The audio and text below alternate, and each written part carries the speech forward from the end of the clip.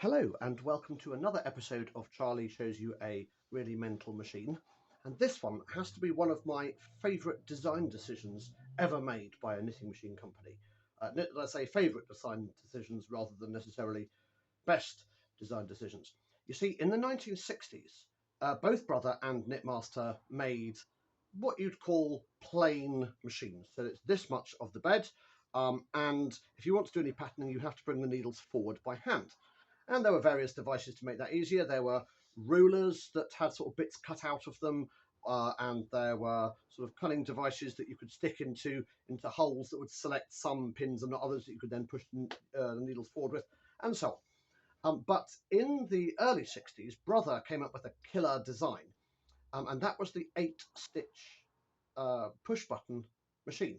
And what that had was 8 buttons, and each button corresponded to one out of every 8 needles.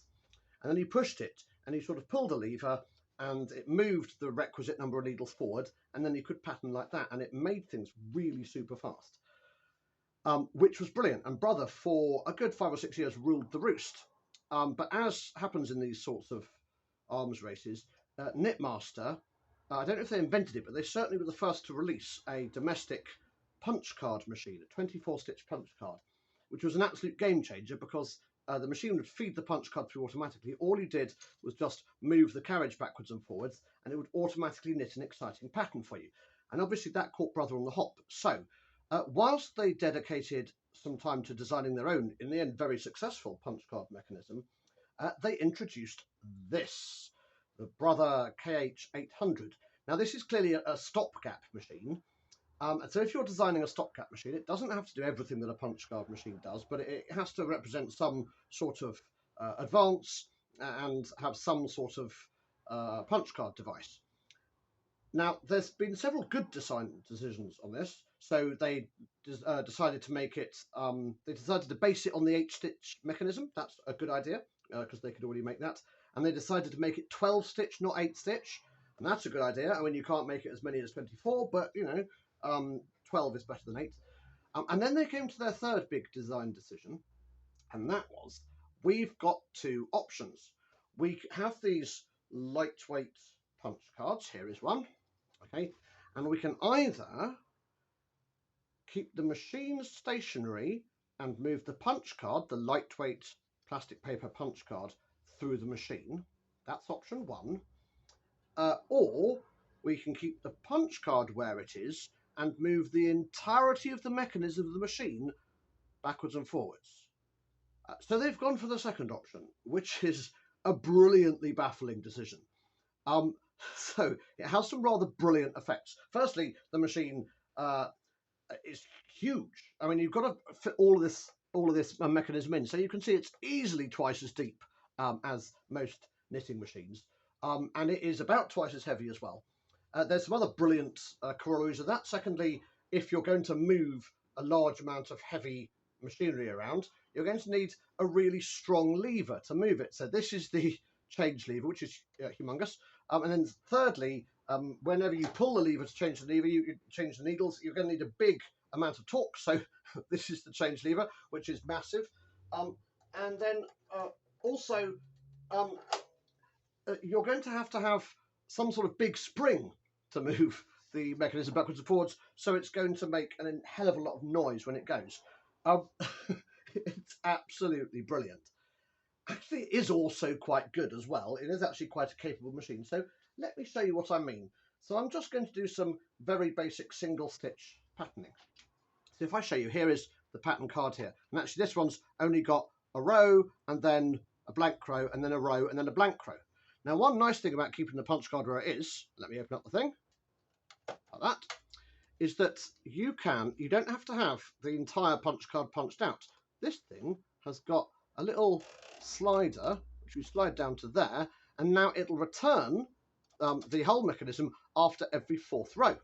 So I can now do some nice tuck stitch, like that, push my tuck buttons, okay, and it should, with a bit of luck, just go 1, 2, 3, 4, back again, 1, 2, 3, 4, back again, okay? So let's have a go and see if it does that.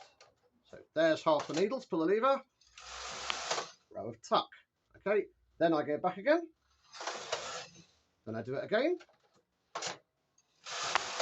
And then with a bit of luck, if you look at this, it should return like that.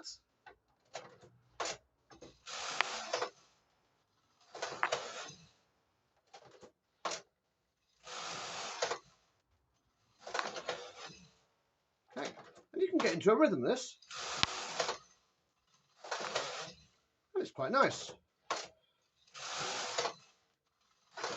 You can see it doesn't take much longer than the equivalent punch card.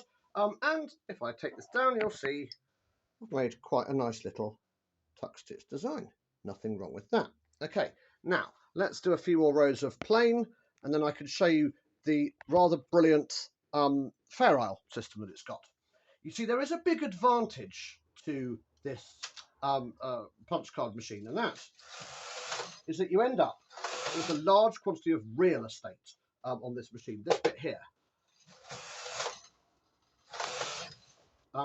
And what that real estate does, hold on, am I having a few problems with tucking here? Oh, that's because one of the stitches has got caught and it doesn't want to pull it off. There we go. That's a bit better. Right, so let's see if we can get that to knit a couple of rows. A bit more like it.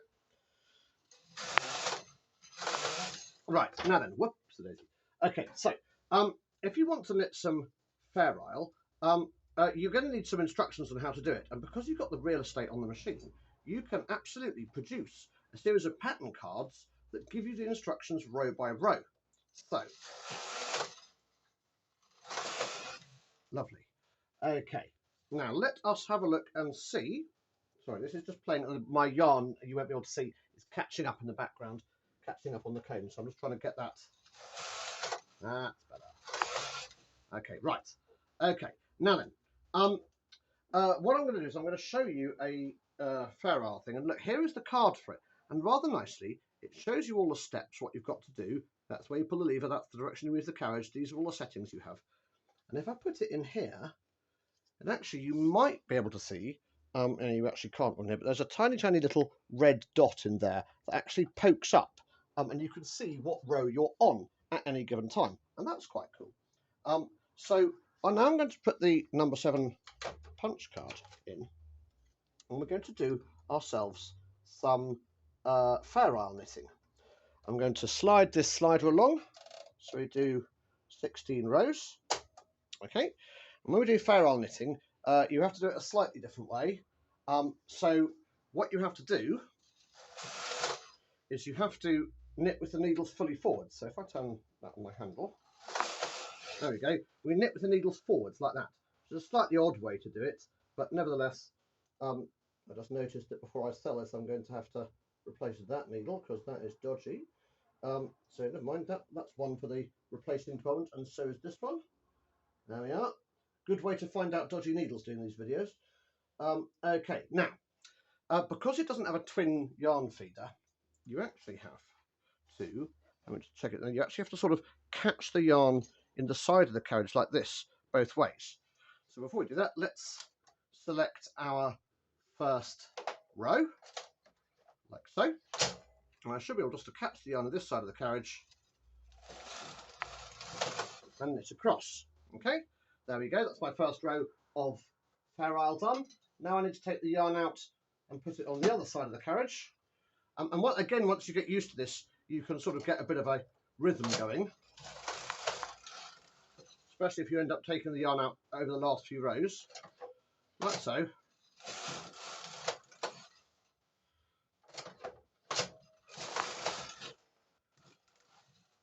And you get, you can see I'm not quite used to it yet, but you do get used to it, and it's good fun. And no, it's not quite as fast as the Knitmaster system. It does work, and it produces highly effective Fair Isle as well.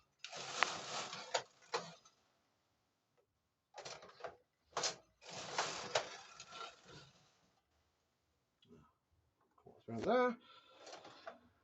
Now, if you keep an eye on the doobry to the right, oops, my yarn is now caught around my camera. Not quite what I had in mind. If you keep an eye on this bit here, I don't know if you can see it in the photograph, when it gets to number 16, it's going to suddenly return the entirety of the mechanism back. And given the amount of mechanism it's returning back, it does it remarkably quietly, but that's quite a big given. Oh, hello. Sorry.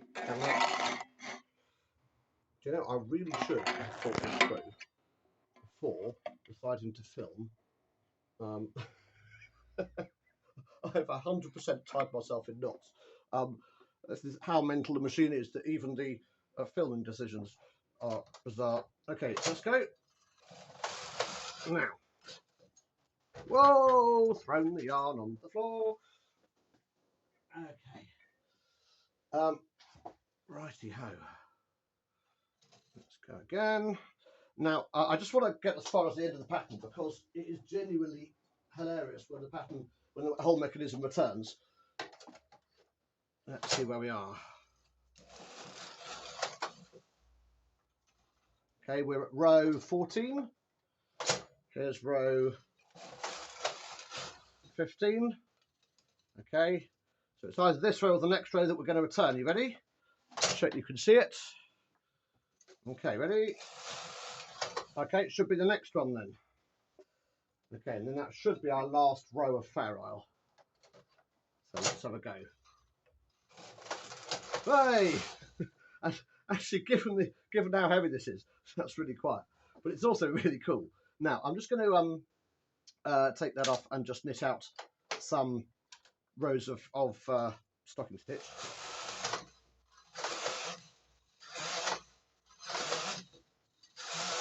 Right, and then I'll take it off. I've actually cropped that up, but it doesn't matter very much. Because if I show you the amazing patterning,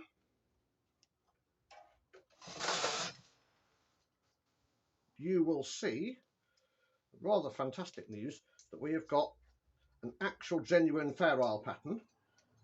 It's quite good fun to do. There we are. One actual genuine Fair Isle pattern. And rather good fun. Now, this machine has had a partial restoration. I haven't quite finished all of it yet, which is why it's being a bit dodgy. You can see I've got some needles that I've got to be a bit more careful about. But when this is finished, this is going to be hilarious. And I tell you what, which is rather nice, is something that comes with this machine. And this makes it actually a far more capable machine than it might otherwise be. And that's this book. This book comes with the machine. The book is brilliantly just called Cassette. And what it is lots and lots and lots of patterns. Lots and lots and lots and lots of them. In fact, somewhere in the region of 1,000 patterns. Okay, and all you do is, let's say you want to do pattern number 191. All you do is you get yourself a blank punch card, which you can totally print out from the internet, by the way, and you punch these things out, and then you copy the instructions onto the card, and there you go. Off you can go. Off you can do it. And even better than that, the machine even comes with its very own punch, which I'm not going to use on this because it will put a hole in the card that I don't use. But you can see it's there, and you just poke through the holes that you want to do. Even better than that nowadays, of course, you can print out the pattern pre-printed, put it in there, and just punch through all the black holes, black bits, and yeah, you've got yourself instant punch card. Far faster than doing a modern punch card machine. It's just a slight pity that it weighs around about the same as Belgium, and it is enormous, but that's totally worth it for this level of crazy in a machine. So I hope you've enjoyed my KH800. This will go on my website reasonably soon as well, complete with as many new needles as it needs, up to all of them. I've got 400 of these needles, and it will go on with a year's guarantee and in fully working condition. But I love it. It's mental. All right, see you next time.